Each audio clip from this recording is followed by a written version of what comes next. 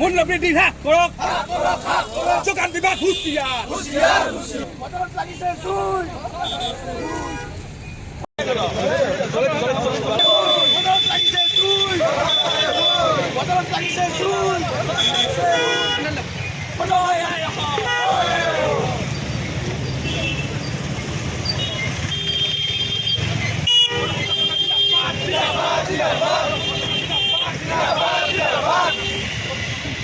যোগান বিভাগ হুঁচিয়াৰ যোগান বিভাগ হুঁচিয়াৰ যোগান বিভাগ হুঁচিয়াৰ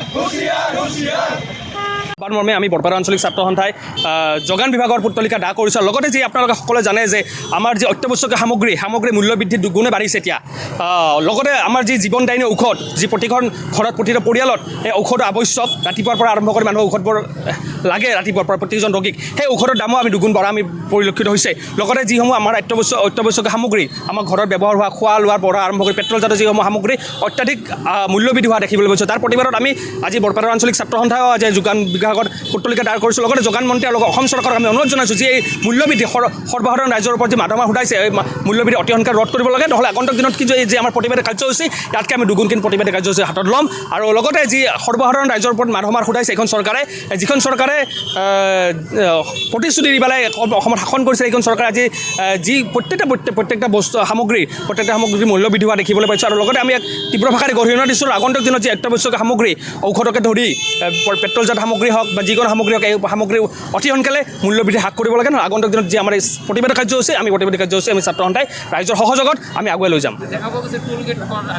হয়, যোৱাকালি আজিৰ পৰা আজিৰ পৰা 3 তাৰিখৰ পৰা টোল গেটৰ কৰিছে, কিন্তু তাতে দেখিবলৈ পাব যে আমাৰ নেশ্যনেল হাইৱে ৰাস্তা কিন্তু দুৰৱস্থা এতিয়াও। তো প্ৰত্যেকটা বস্তুত আমাৰ সৰ্বসাধাৰণৰ ওপৰত মানে এইখন চৰকাৰে এনেকৈ মাধমাৰ ফুটাইছে যে আমি এতিয়া জীৱন যাপন কৰাৰ ক্ষেত্ৰত কিছুমান মানুহ যিসমূহ দিন হাজিৰা কৰা মানুহ, সেই দিন হাজিৰা কৰা মানুহসমূহৰ তেওঁলোক আজি বহুত আমাৰ অসুবিধা হোৱাৰ সন্মুখীন হৈছে। কাৰণ চাওক, আপোনালোকে সকলো অৱগত, আজি কিবা এটা ৰোগী এজনক প্ৰতিদিনে প্ৰেছাৰৰ ৰোগী হওক, আপোনাৰ ডায়েবেটিছৰ ৰোগী হওক, ৰাতিপুৱাৰ পৰা উঠি পেলাই তেওঁলোকক কিন্তু ঔষধখিনি দৰকাৰ। এই জীৱনদায়িনী ঔষধৰ এইখন চৰকাৰে দাম বঢ়াইছে।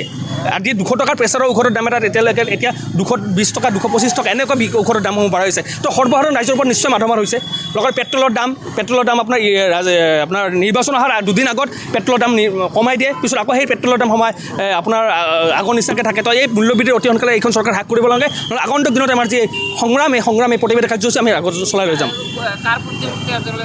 হয়, আজি আমি যোগান বিভাগৰ লগতে যোগান মন্ত্ৰী আমি পুতলিকা দাহ কৰিছোঁ। আৰু এই পুতলিকা দাহ কাৰ্যসূচীৰ জৰিয়তে অসম চৰকাৰক আমি অনুৰোধ জনাইছোঁ, দাবী জনাইছোঁ যে যি মূল্যবৃদ্ধি, সেই মূল্যবৃদ্ধি কিন্তু আপোনালোকে হ্ৰাস কৰক। কাৰণ এনেকুৱা হৈছে যে বজাৰত লাগিছে জুই, কিন্তু এইখন চৰকাৰ আছে শুই ক'ব গ'লে।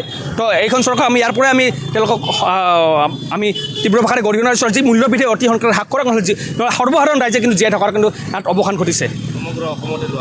হয়, আজি সদৌ অসম ছাত্ৰ সন্থাৰ আহ্বান আমি প্ৰতিখন আঞ্চলিক ছাত্ৰ সন্থাই আমি প্ৰতিবাদী কাৰ্যসূচী আমি হাতত লৈছোঁ, বিক্ষোভ কাৰ্যসূচী।